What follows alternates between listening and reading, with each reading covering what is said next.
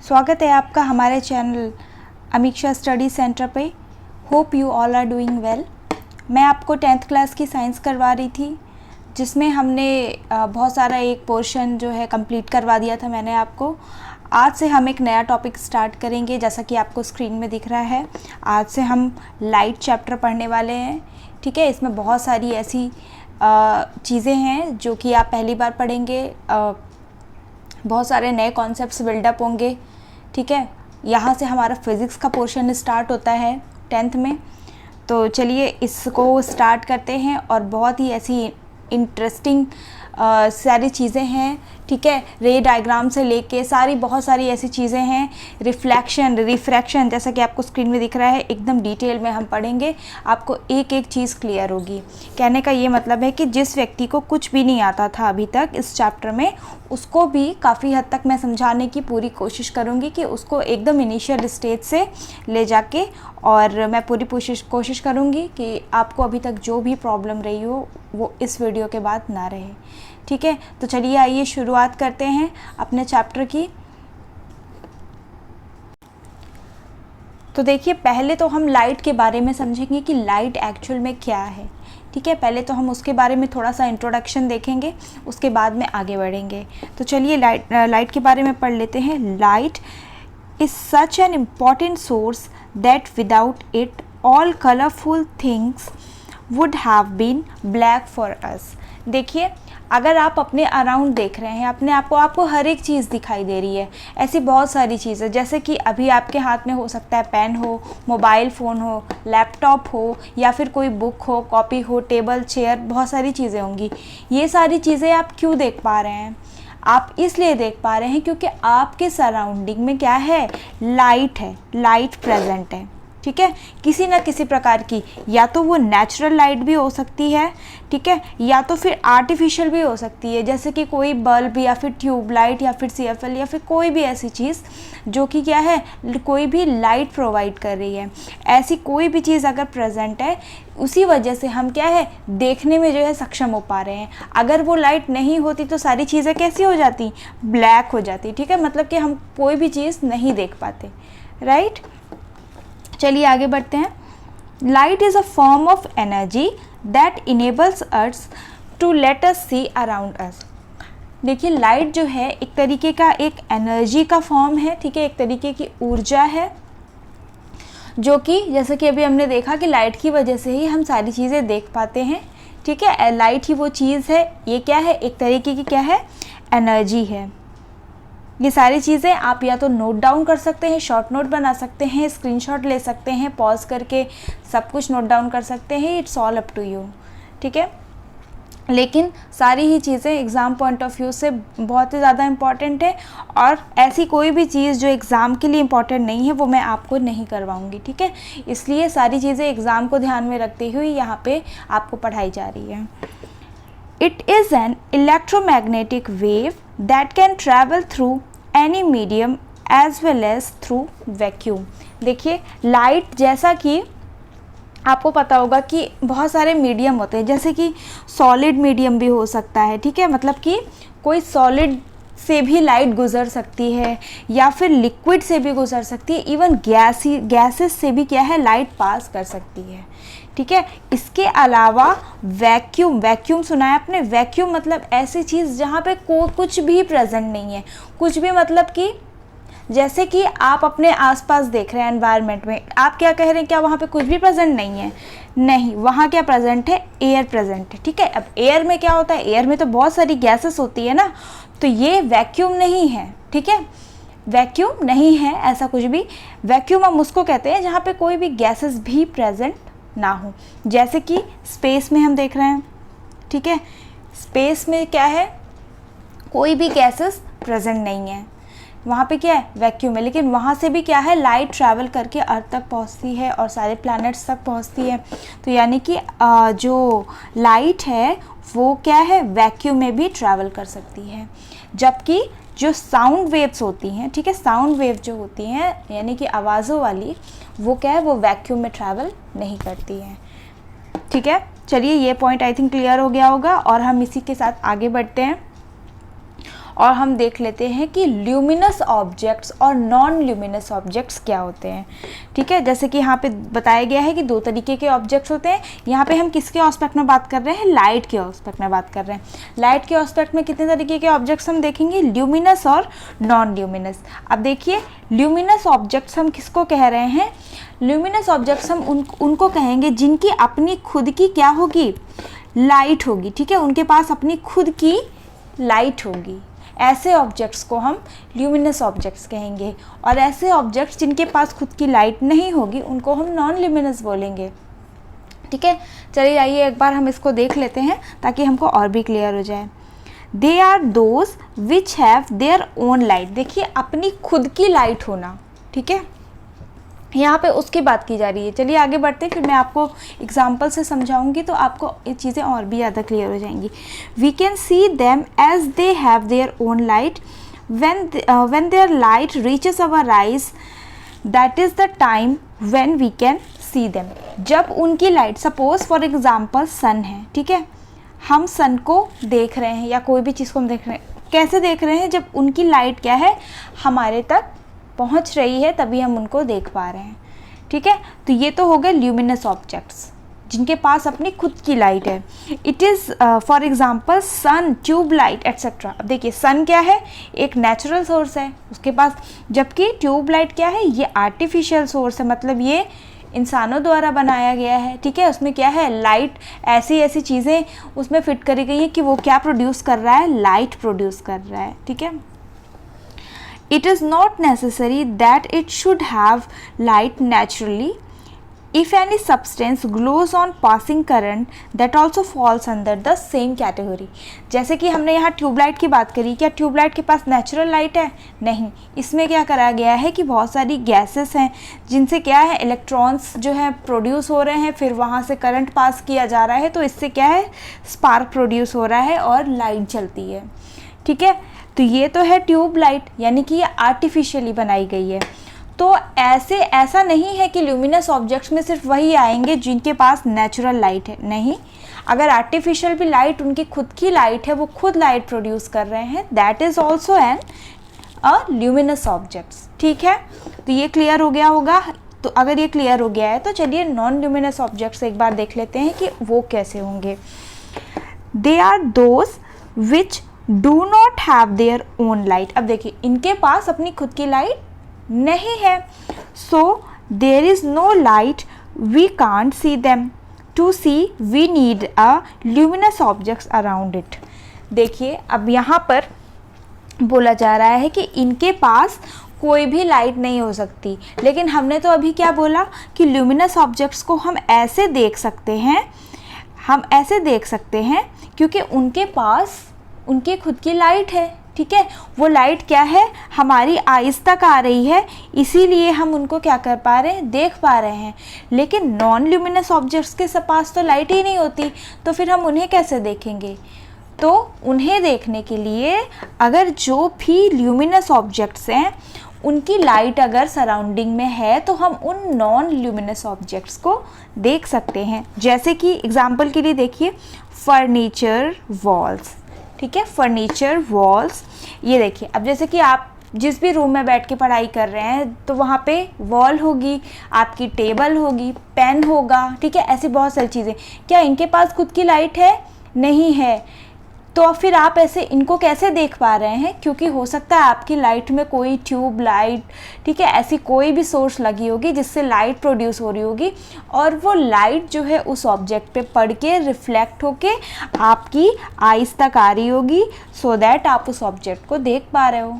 ठीक है, क्लियर हुआ? अब देखिए, यहाँ क्या बोला जा रहा है? मून। मून भी क्या? अच्छा, मून तो हमने देखा है, मून से तो रोशनी आती है, तो मून कैसे नॉन ल्यूमिनस ऑब्जेक्ट्स हो गया? तो देखिए, यहाँ पे ध्यान देने योग्य बात है कि जो मून है उसके पास उसकी खुद की लाइट नहीं है, उसकी खुद की लाइट नहीं है उसके पास। उसमें क्या है? सन का रिफ्लेक्शन पड़ रहा है, इसलिए सन की ही लाइट जो है वो हमको दिखती है, इसीलिए वो हमको चमकता हुआ दिखता है। अदरवाइज मून के पास उसकी खुद की कोई लाइट नहीं है। तो moon is a non luminous object. ये बहुत ही इंपॉर्टेंट बात हो जाती है, बहुत इंपॉर्टेंट क्वेश्चन हो जाता है। कई बार क्या है, हम इसमें थोड़ा सा धोखा खा जाते हैं, तो ये बहुत ध्यान देने योग्य बात है, इसको ध्यान में रखना सभी बच्चे। नेक्स्ट देखिए, if we talk about the tendency of light, that how it gets affected when it falls on any surface, then we can conclude that when light falls on any surface, either of these phenomena takes place। अच्छा, यहाँ पर ये बात हो रही है कि यहाँ पे कोई भी चीज़ हम देख पा रहे हैं या नहीं देख पा रहे हैं, उससे लाइट की टेंडेंसी, ये सब कैसे हम पहचानेंगे कि कौन सी चीज़ हम देख पाएंगे, क्या रिफ्लेक्शन हो रहा है, क्या नहीं रिफ्लेक्ट हो रहा है। ये ऐसे बहुत सारे फिनोमेना हैं जो हम इस चैप्टर में पढ़ेंगे, और हम चलिए उसको स्टार्ट करते हैं, एक एक करके सबकी चीज़ हम स्टडी करेंगे। तो देखिए, पहले यहाँ पे मैं आपको दिखा दूँ ल्यूमिनस ऑब्जेक्ट्स और नॉन ल्यूमिनस ऑब्जेक्ट्स के कुछ एग्जाम्पल देख लेते हैं हम। देख लीजिए, पहले यहाँ पे हम ल्यूमिनस के साइड पहले देख लेते हैं। जैसे ये देखिए, फायर फ्लाई जो होती है, इसके पास खुद की लाइट होती है ना, जिसको हम क्या बोलते हैं, जुगनू बोलते हैं इसको, जुगनू, ठीक है। जिसके पास क्या होता है, खुद ऐसे चमकते रहते हैं, अंधेरे में देखा है, तो इनके पास इनकी खुद की लाइट है, ठीक है, तो ये ल्यूमिनस हो गए। अब ये देखिए, ये बल्ब है, बल्ब के पास भी खुद की अपनी लाइट है, टॉर्च भी, फायर है, स्टार्स है, अच्छा स्टार्स के पास अपनी खुद की लाइट होती है, सन है, सन भी तो क्या है, एक स्टार ही है ना, ठीक है। तो ये स्टार्स भी, ये स्टार सिर्फ दूर हैं इसलिए हमको छोटे लगते हैं, अदरवाइज़ ये भी बहुत, जैसे कि सन बहुत बड़ा स्टार है, ये और भी बड़े स्टार्स है, बस ये है कि ये हमसे बहुत दूर है इसलिए हमको एकदम छोटे दिखते हैं, ठीक है। अब देखिए, नॉन ल्यूमिनस साइड पे आ जाइए, नॉन ल्यूमिनस ऑब्जेक्ट्स के साइड पे।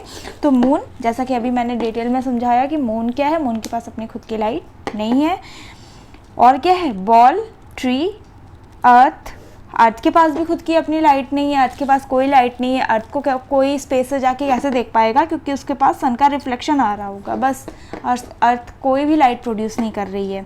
या फिर कोई क्लोथ, या फिर कोई हाउस, ठीक है। नॉन ल्यूमिनस ऑब्जेक्ट के तो ढेरों एग्जाम्पल्स है, ठीक है, बहुत, कोई भी ऐसी चीज़, कोई भी चीज़ हो सकती है वो, ठीक है, एक वाटर बॉटल, एक बैग, एक पेन, बहुत सारी चीज़ें, ठीक है। तो आई थिंक ये क्लियर हो गया होगा। चलिए इसको हम आगे बढ़ाते हैं।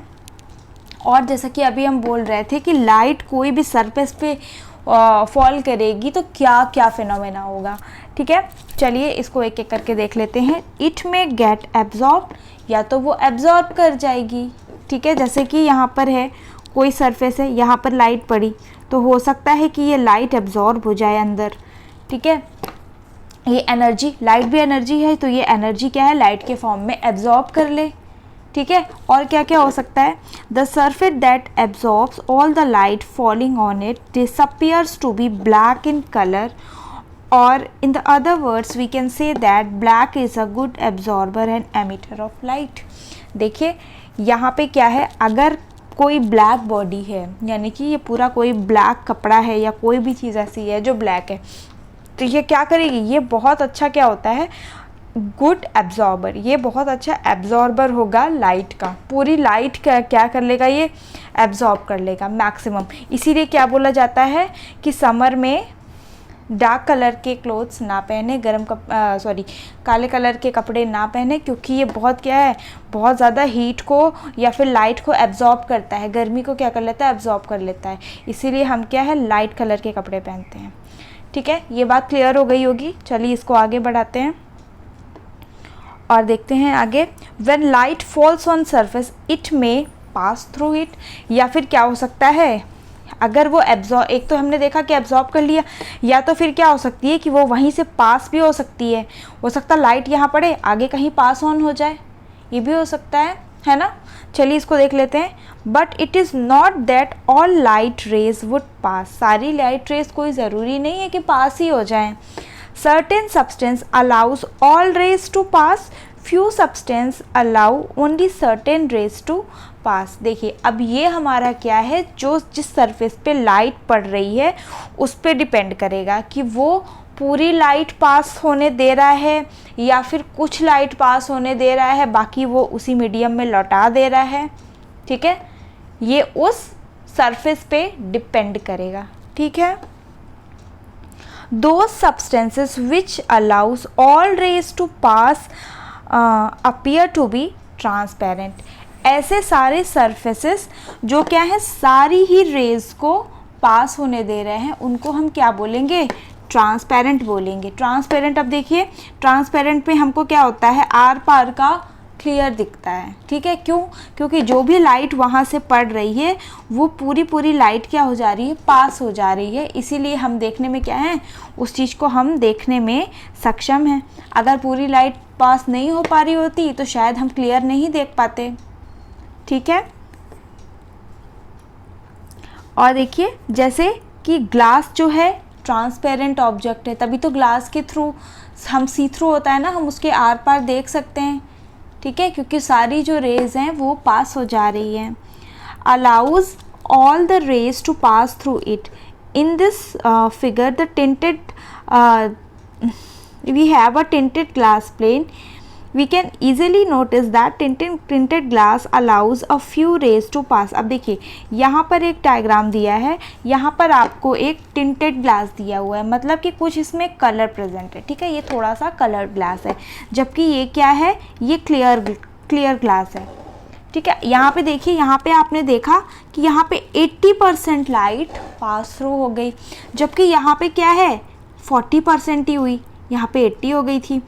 ऐसा क्यों हुआ? क्योंकि इसमें कुछ कलर प्रेजेंट था, जिस वजह से ये सारी लाइट पास थ्रू नहीं हो पाई, कुछ रिफ्लेक्ट कर गई वहीं पे, वहीं से क्या हो गई, वापस हो गई, ठीक है। लेकिन यहाँ पे क्या है, बहुत कम वापस हो पाई, मैक्सिमम लाइट क्या है, इधर आ गई, तो यहाँ से हमको क्लियर विजन मिलता है, जबकि यहाँ पे हमको हल्का सा ट्रांसलूसेंट मिलता है। अब आई थिंक ट्रांसपेरेंट और ट्रांसलूसेंट तो बहुत छोटे में हमने पढ़ा था, ये चीज़ें तो क्लियर ही होनी चाहिए, ठीक है। जिससे हम एकदम क्लियर देख सकते हैं आर पार, उनको हम ट्रांसपेरेंट बोलते हैं। जिससे हम थोड़ा सा कम अच्छे से देख पाते हैं, कम दिखता है, जिसको हम कहते हैं कि पार्शियल जो है हमें दिखता है, पार्शियली दिखता है, उसको हम ट्रांसलूसेंट कहते हैं। और जिनसे हम बिल्कुल भी नहीं देख सकते, सपोज़ यहाँ पे क्या होता, एक वुडन पीस होता, ठीक है, लकड़ी का होता, या फिर कोई मेटल, या फिर कोई ऐसी चीज़ जिसके हम आर पार ना देख पाते, उसको हम क्या कहते हैं, ओपेक कह सकते थे। तो आई थिंक इन चीज़ों में तो कोई कन्फ्यूज़न नहीं होनी चाहिए, ये तो हम बहुत ही छोटी क्लासेस में पढ़ के पहले से ही आ चुके हैं, ठीक है। तो आई थिंक यहाँ तक कोई भी परेशानी नहीं होनी चाहिए, कोई ऐसा बहुत नया कॉन्सेप्ट हमने नहीं सीखा है, जनरल बातें बस करी गई हैं। तो चलिए अब आगे बढ़ते हैं और आगे नई चीज़ें सीखते हैं। Light falling on a surface may strike the surface and bounce back. अब देखिए ऐसा भी हो सकता है कि लाइट किसी सरफेस पे पड़े और वापस हो जाए, ठीक है, ऐसा हो सकता है। This striking and bouncing back phenomena is called reflection. इसको क्या बोलेंगे, रिफ्लेक्शन। कोई भी चीज़ रिफ्लेक्ट कर गई, आप कोई भी इस वर्ड से सुनिए कि कोई चीज़ रिफ्लेक्ट कर गई, मतलब कि सेम वापस हो गई, यहाँ पर आई और बाउंस बैक हो गई जहाँ से वो आई थी, ठीक है, उसी मीडियम में चली गई। We all often look in the mirror at home when we dress up. We can look at ourselves just because the phenomena of reflection. आपके घर पे मिरर होगा, ठीक है, क्या है, मिरर है। मिरर में आप क्या देखते हैं, सामने अगर मिरर पे खड़े हैं तो आप अपने आप को देखेंगे, ठीक है, आप अपने आप को देखेंगे। अब आप अपने आप को कैसे देख पा रहे हैं, क्योंकि जो लाइट उस पे पड़ी, ठीक है, उस मिरर पे पड़ी, वो क्या हो गई, पूरी लाइट रिफ्लेक्ट होके उसी मीडियम में आ गई और आप वो चीज़ देख रहे हैं, ठीक है। इसीलिए आपको क्या है, अपनी ही छवि जो है शीशे पे दिख रही है, मिरर पे दिख रही है, राइट। चलिए इतना क्लियर हो गया होगा, इसको हम आगे बढ़ाते हैं।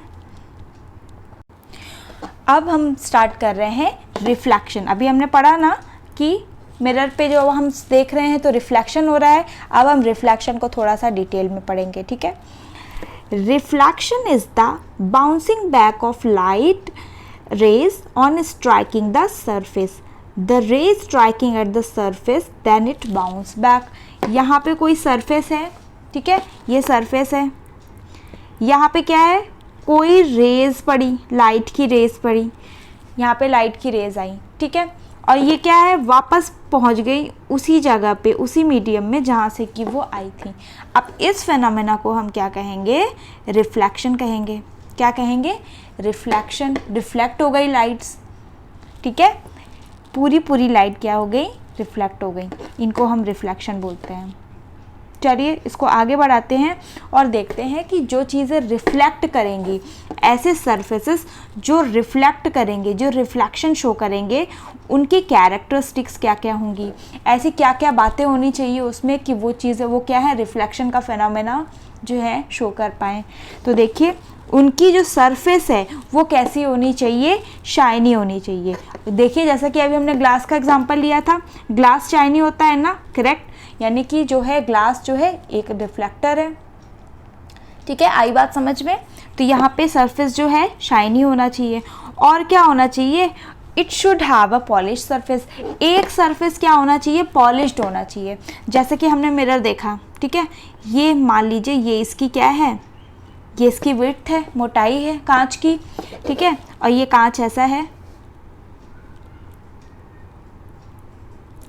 ठीक है। यहाँ पे आपके क्या है, यहाँ पर आप अपने आप को देख पा रहे हैं।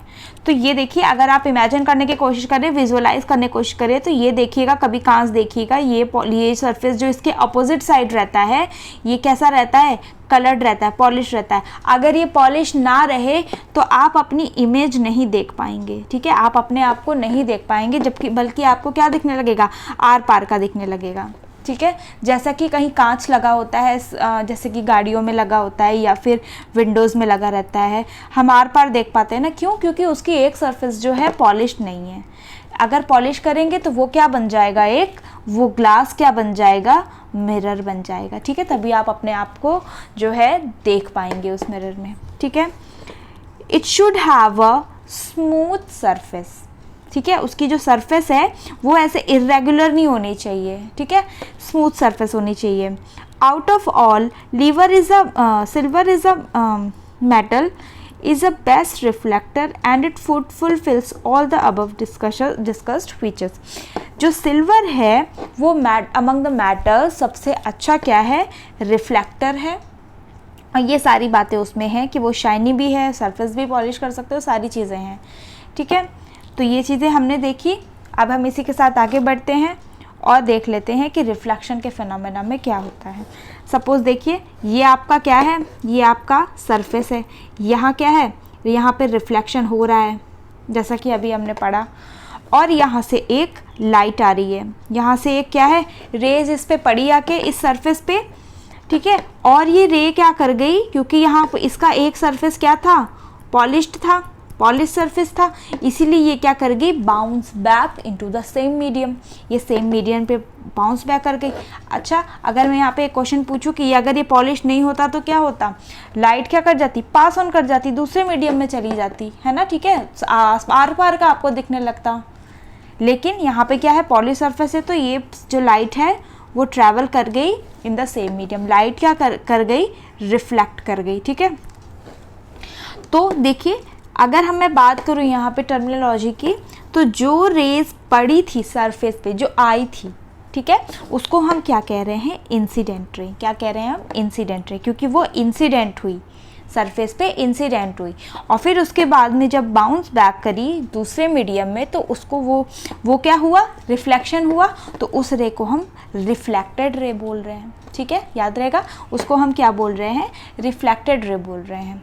बहुत ही आसान सी बात है। अब देखिए, अगर मैं यहाँ पे और भी चीज़ें, आपको नई चीज़ें ऐड करूँ, तो देखिए यहाँ पे अगर उसके बीचों बीच, यानी कि उस सरफेस से परपेंडिकुलर अगर एक लाइन खींची जाए, जो कि आपको ये लाइन दिख रही होगी, ठीक है, उस सरफेस के परपेंडिकुलर एक लाइन खींची जाए, तो यहाँ पे आपको दो तरीके के एंगल्स मिल जाएंगे, जिसको कि जो नॉर्मल, उसको हम नॉर्मल कह रहे हैं, जो परपेंडिकुलर लाइन खींची गई, तो नॉर्मल और इंसिडेंट रे के बीच में जो एंगल बन रहा है उसको हम एंगल ऑफ इंसिडेंस बोल रहे हैं, ठीक है। और जो नॉर्मल और रिफ्लेक्टेड रे के बीच में जो एंगल बन रहा है उसको हम एंगल ऑफ रिफ्लेक्शन कहेंगे, ठीक है। यानी इसको हम एंगल आई से डिनोट करते हैं और एंगल आर से इसको करते हैं, ठीक है, कोई कन्फ्यूज़न नहीं होगा। आई थिंक पूरा क्लियर हो गया होगा, कोई दिक्कत नहीं होगी इसके बाद। चलिए इसको लेकर हम आगे बढ़ते हैं और देख लेते हैं कि क्या टर्म, वही चीज़ें हैं जो मैंने अभी आपको बताई। ठीक है, इंसिडेंट रे किसको कह रहे थे, जो कि सरफेस से स्ट्राइक कर रही थी। ठीक है, सरफेस से स्ट्राइक कर रही थी, उसको हमने क्या बोला, इंसिडेंट रे बोला।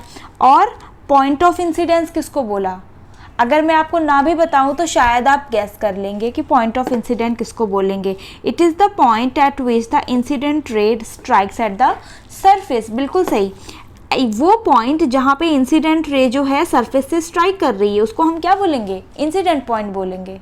ठीक है, इजी है। चलिए इसको लेके आगे बढ़ाते हैं और बताते हैं कि रिफ्लेक्टेड रे क्या है। अब देखिए, सरफेस पे एक रे इंसिडेंस करी, उसको इंसिडेंट रे बोला, जहाँ स्ट्राइक करी उसको पॉइंट ऑफ इंसिडेंस बोला है, और फिर जो लाइट जो रे रिफ्लेक्ट कर रही है उसको हम क्या बोलेंगे, रिफ्लेक्टेड रे बोल रहे हैं। ठीक है, द रे that bounce back into the from the striking surface उसको हम क्या बोल रहे हैं, रिफ्लेक्टेड रे बोल रहे हैं। ठीक है, नॉर्मल रे किसको बोल रहे हैं, the perpendicular drawn to the surface, जो सरफेस पे परपेंडिकुलर ड्रॉ करी गई थी। ठीक है, इसको हम क्या बोल रहे थे, नॉर्मल बोल रहे थे। ठीक है, नॉर्मल एक्चुअल में क्या होता है, किसी भी चीज़ पे बोला कि नॉर्मल ड्रॉ करो, नॉर्मल कैसे ड्रॉ करा जाता है, अगर यहाँ पे रिफ्लेक्शन और रिफ्रैक्शन की बात ना भी हो रही होती तो नॉर्मल क्या होता है, किसी भी सरफेस पे आप उसके परपेंडिकुलर जो होगा वो उसका नॉर्मल हो जाएगा। ठीक है, अब देखिए एंगल ऑफ इंसिडेंस भी मैंने आपको बता दिया है, angle between incident ray and the normal. अब ये नॉर्मल है, ये इंसिडेंट एंगल, तो उनके बीच का एंगल क्या हो जाएगा, incident angle, that is angle I. ये मैंने आपको बता दिया। एंगल ऑफ रिफ्लेक्शन मैंने आपको क्या बताया है, angle between reflected ray and the normal रे। नॉर्मल और रिफ्लेक्टेड रे के बीच का जो एंगल है उसको हम एंगल ऑफ रिफ्लेक्शन बोल रहे हैं। ठीक है, दैट इज स्मॉल आर से डिनोट कर रहे हैं हम। ऑफ प्लेन ऑफ रिफ्रैक्शन किसको बोल रहे हैं, जहाँ पे incident ray, reflected ray and normal जो है लाई कर रहे हैं, यानी कि ये देखिए, ये इंसिडेंट रे हो गई आपकी, ये रिफ्लेक्टेड रे हो गई और ये नॉर्मल हो गई, ये कहाँ पर लाई कर रहे हैं, इसको हम क्या बोलेंगे, प्लेन ऑफ रिफ्लेक्शन। यही तो प्लेन है, यही तो सरफेस है। ठीक है, यहीं पर तो रिफ्लेक्शन का जो फिनोमेना है वो टेक्स प्लेस हो रहा है। ठीक है, तो ये क्या है, ये प्लेन ऑफ रिफ्लेक्शन है। आई थिंक ये सारी बातें क्लियर हो गई होंगी, ये सिर्फ आपको टर्म से थोड़ा सा इंट्रोड्यूस करवाया जा रहा है, दैट्स इट। चलिए अब यहाँ पे हम देखेंगे रिफ्लेक्शन की लॉज क्या क्या होती हैं। ठीक है, यहाँ पे हम रिफ्लेक्शन की लॉज देखेंगे, जो अभी आपने रिफ्लेक्शन का फिनोमेना पढ़ा वहीं से लॉज भी आ रही है, कोई नई चीज़ नहीं है, बहुत ईजी है, आप अच्छे से समझ जाओगे। There are certain sets of laws that are obey by all the surfaces that are shown reflection. ऐसे कोई भी सरफेस जहाँ पे रिफ्लेक्शन का फिनोमेना हो रहा है, सबके द्वारा क्या होती है, ये लॉज जो हैं फॉलो की जाती हैं। ठीक है, अब देखिए क्या है, जैसे मैंने आपको आप छोटा सा डायग्राम बना के मैं आपको बता दूँ ताकि आपको साथ के साथ समझ में आता जाए। फर्स्ट लॉ देखिए, incident ray, reflected ray, normal all lie on a same plane. ठीक है, जैसे देखिए ये आपकी क्या थी, ये आपकी इंसिडेंट रे थी, ये आपकी क्या थी, रिफ्लेक्टेड रे थी, ये क्या थी आपकी, ये नॉर्मल थी। ये तीनों जो हैं एक ही प्लेन पे लाई करेंगी। क्या ये तीनों एक प्लेन पे लाई कर रही हैं, यस। ठीक है, जिस सरफेस पे रिफ्लेक्शन का फिनोमेना हो रहा है तीनों एक ही सरफेस पे हैं, तो ये थी आपकी फर्स्ट लॉ। ठीक है, ऐसी कोई भी चीज़ जो इसमें ऐसी हो जो आपको ना याद रह सके, ऐसी कोई भी बात नहीं है, बहुत इजी था, ये तो हम पढ़ रहे हैं अभी। सेकेंड लॉ क्या है रिफ्लेक्शन की, angle of incidence is always equals to angle of reflection. देखिए अब ये जो एंगल ऑफ इंसिडेंस मैंने बताया था, जो कि किसके बीच में बन रहा था, इंसिडेंस एंगल और नॉर्मल के बीच में बन रहा था, ये एंगल ऑफ इंसिडेंस किसके इक्वल है, एंगल ऑफ रिफ्रैक्शन। अब एंगल ऑफ रिफ्रैक्शन कौन सा था, जो एंगल नॉर्मल और रिफ्लेक्टेड रे के बीच में बन रहा था, दैट इज एंगल आर। तो ये जो है ये आपकी दो लॉज ऑफ रिफ्लेक्शन है जो आपको याद रखनी ही रखनी है, कोई ऐसा ऑप्शन नहीं है याद रखने के अलावा, क्योंकि बहुत ही ज़्यादा वेरी वेरी इंपॉर्टेंट है। अब आज नहीं, हमेशा के लिए, पूरी लाइफ काम आने वाला है, ये कोई ऐसी चीज़ नहीं है कि भूल जाएं आप। ठीक है, बहुत इंपॉर्टेंट है, इसलिए इसको याद रखें और अच्छे से समझ के देखिए। डायग्राम से भी मैंने आपको समझाया हुआ है, ये इंसिडेंट रे है, ये रिफ्लेक्टेड रे है और नॉर्मल एक ही प्लेन पे लाई कर रही हैं। ये आपकी फर्स्ट लॉ हो गई। Incident ray, reflected ray and normal all lie on the same plane, ठीक है, ये सेम प्लेन है।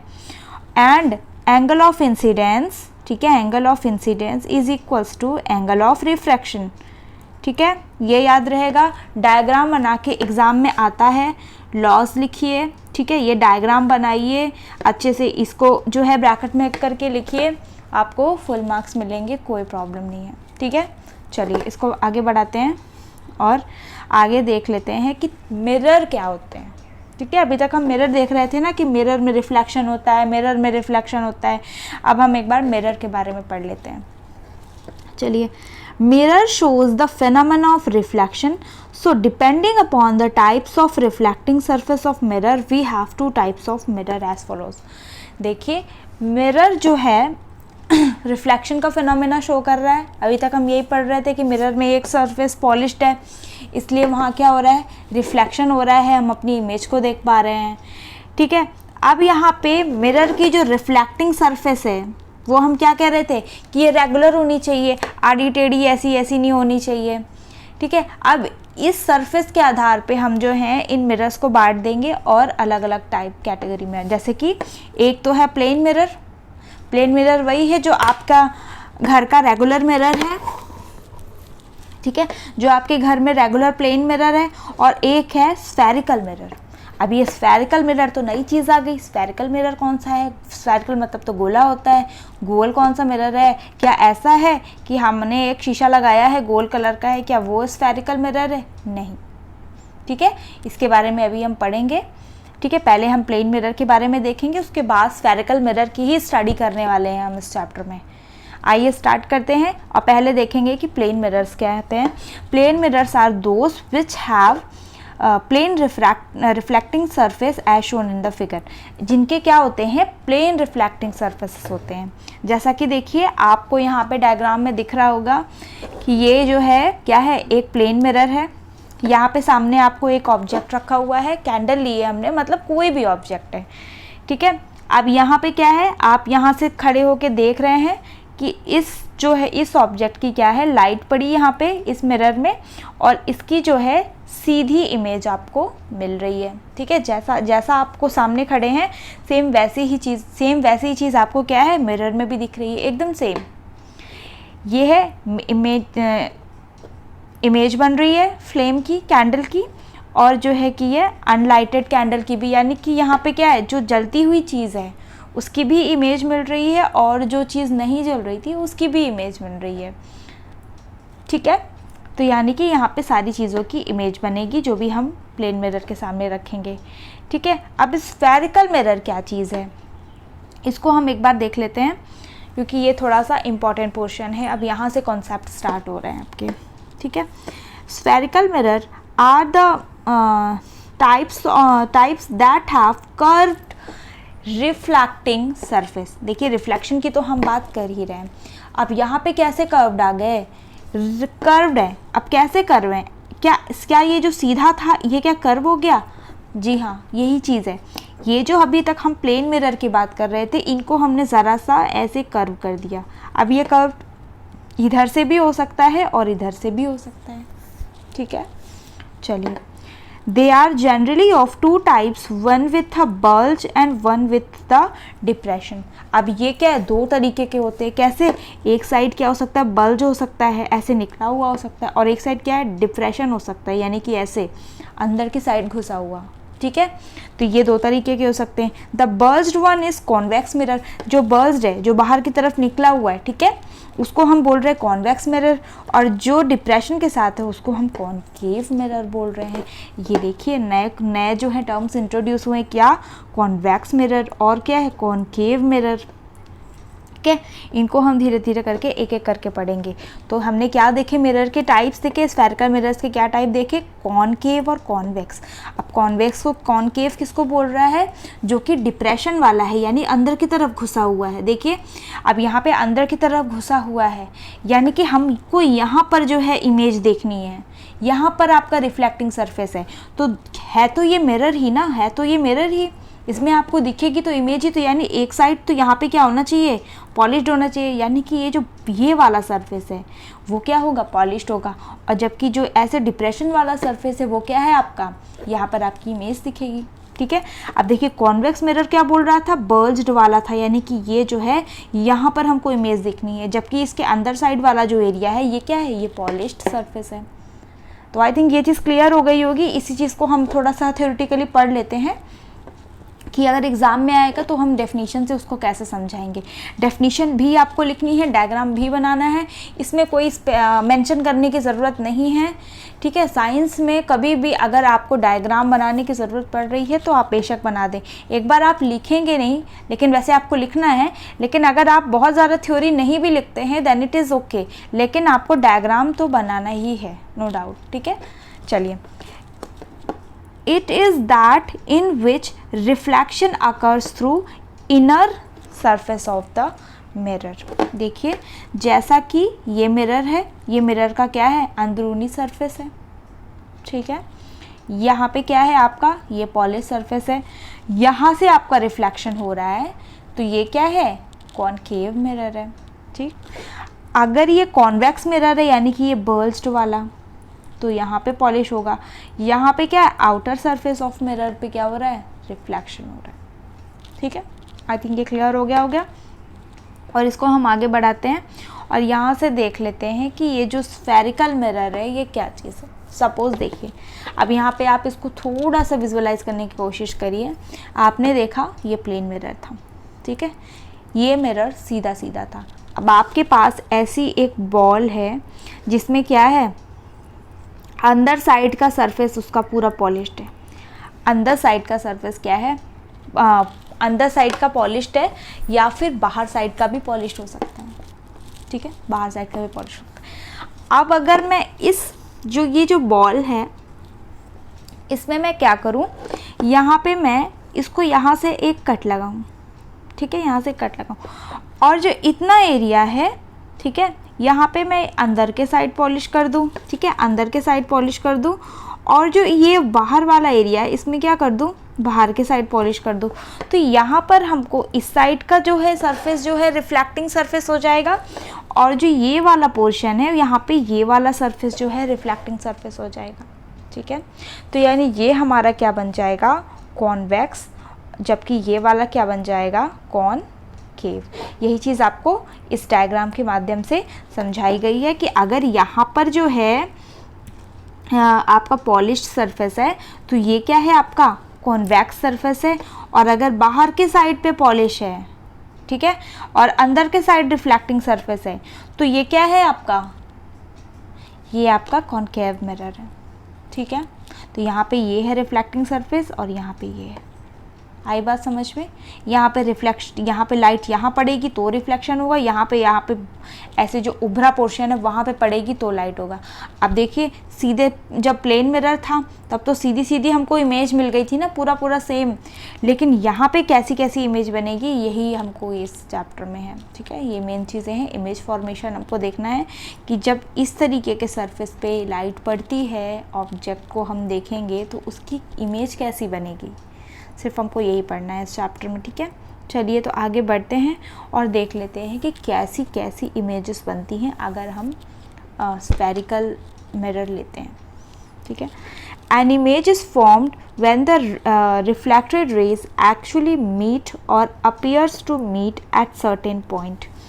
ठीक है, जो रिफ्लेक्टेड रेज आके हमको मिलती हुई प्रतीत होती हैं एक सर्टेन पॉइंट पे, तो उसके अकॉर्डिंगली कैसी कैसी इमेज फॉर्म्ड होती हैं, या तो वो मिलती हुई प्रतीत होंगी या फिर एक्चुअल में मिल रही होंगी।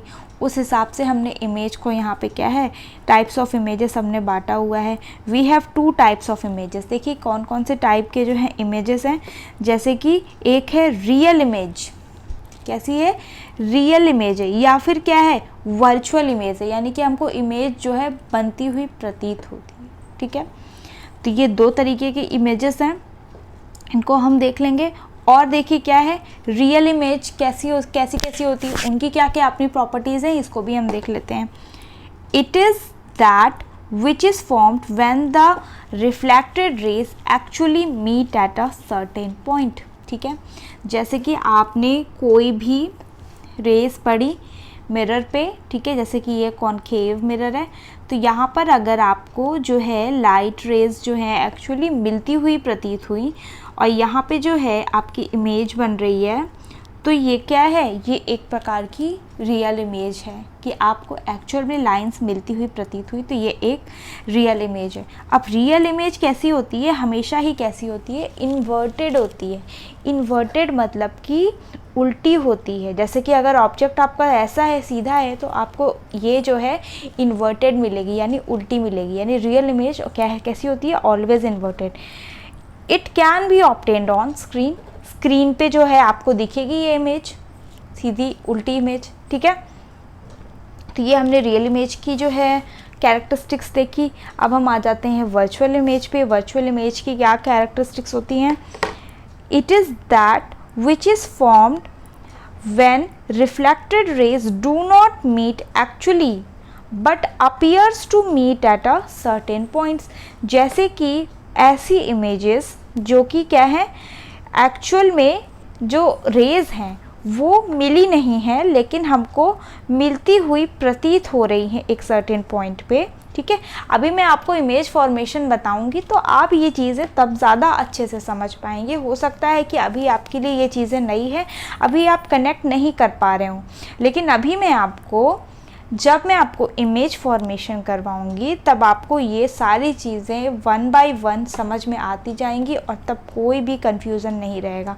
अभी आप बस सिर्फ डेफिनेशन के माध्यम से, क्योंकि हमको एक के बाद एक टॉपिक जो है उसको हमको पढ़ते हुए चलना है, इसलिए मुझे आपको बताना पड़ेगा कि वर्चुअल इमेज क्या होती है। ऐसी इमेज जहाँ पे क्या है, जो रेज हैं वो एक्चुअल में मीटअप नहीं करती हैं लेकिन अपीयर होती हैं एक सर्टेन पॉइंट पे, उसको हम क्या बोलते हैं, वर्चुअल इमेज बोलते हैं। और वर्चुअल इमेज हमेशा ही क्या होती हैं, इरेक्ट होती हैं। जैसे कि अगर आपका ये ऑब्जेक्ट है तो इसकी जो इमेज है वो भी आपको क्या है, इरेक्ट यानी कि सीधी ही मिलेगी, उल्टी नहीं। जबकि रियल इमेज में क्या था, हमें उल्टी मिल रही थी, इन्वर्टेड मिल रही थी, है ना। लेकिन वर्चुअल क्या है, हमें हमेशा इरेक्ट मिलेगी, राइट। चलिए, it can't be obtained on screen, ये स्क्रीन पे हमें नहीं दिखेगी, क्योंकि जैसा कि यहाँ पे हमको बताया ना कि है इमेज कैसी है, वर्चुअल इमेज है, यानी कि बनती हुई प्रतीत होती है, ठीक है। तो ये तो हो गई वर्चुअल इमेज की जो है कैरेक्टरिस्टिक्स। तो जो आज का जो वीडियो है इसको हम यहीं पर आज के लिए इतना ही रख रहे हैं। नेक्स्ट वीडियो में इसके बाद के जो टॉपिक्स हैं उनको हम कवर अप करेंगे, ठीक है। ऐसे ही वीडियोस को देखने के लिए, टॉपिक को अच्छे से समझने के लिए हमारे चैनल से जुड़े और ज़्यादा से ज़्यादा शेयर करने की कोशिश करें। Thank you for watching video.